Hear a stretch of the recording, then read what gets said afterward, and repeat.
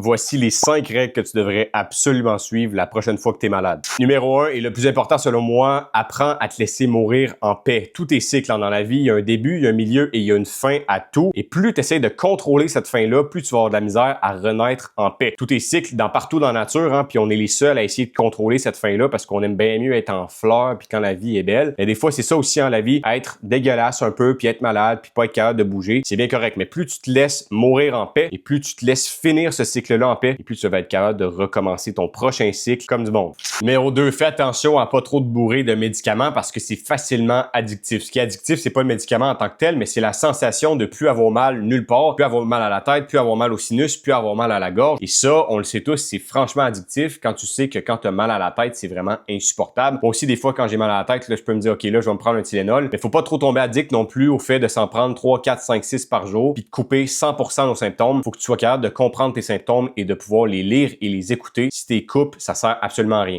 Numéro 3, t'as pas forcément besoin de manger quand t'es malade. Ton corps, il va te le dire. Si t'es capable d'écouter ton corps, tu vas voir que t'as pas forcément le goût de manger une grosse pizza familiale ou un gros steak. Et c'est normal parce que la majorité de ton énergie, tu la consommes en digérant. Fait que quand t'as rien à digérer, bien évidemment, tu peux mettre cette énergie-là ailleurs pour guérir la maladie. Fait que tu vas être plus dirigé vers quelque chose comme des fruits ou du bouillon, des choses qui sont faciles à digérer. Même si tu manges pas, c'est pas la fin du monde. Tu vas voir que tu guéris bien plus facilement. Numéro 4, dors comme si t'avais rien d'autre à faire. Souvent, on veut continuer à avoir le même mode de vie, dormir 8 heures par jour, puis travailler en journée quand même si on est un petit peu malade, puis faire des choses pour avoir un bel équilibre. Mais si tu suis la première règle qui est de te laisser mourir pleinement en paix, tu vas voir que tu vas pouvoir faire des nuits de 12-13 heures. Moi, la nuit dernière, j'ai fait une nuit de 12 heures et demie. Je peux te dire que ça a fait le plus grand bien pour moi parce que quand tu te laisses vraiment vivre, tu vas voir que tu as besoin d'énormément de sommeil et c'est là que tu régénères le plus. Dors comme s'il n'y avait pas de lendemain. Numéro 5, hydrate-toi comme un champion. Ça, on l'entend tout le temps, c'est important de s'hydrater en masse, puis même on le fait souvent pas quand on n'est pas malade. Mais quand tu es malade, c'est encore plus important de t'hydrater. Plus tu vas t'hydrater, plus tu vas aider ton corps à nettoyer ce qui te rend malade. Ça, c'est extrêmement important. L'eau, c'est la vie et c'est ce qui fait que tu vas tout laver dans ton corps. Et plus tu bois, plus tu vas aider à nettoyer ce qui te rend malade. Fait qu'enregistre cette vidéo-là pour la prochaine fois que tu vas être malade, je peux te dire que si tu suis toutes ces règles-là, ça va énormément t'aider pour renaître en paix.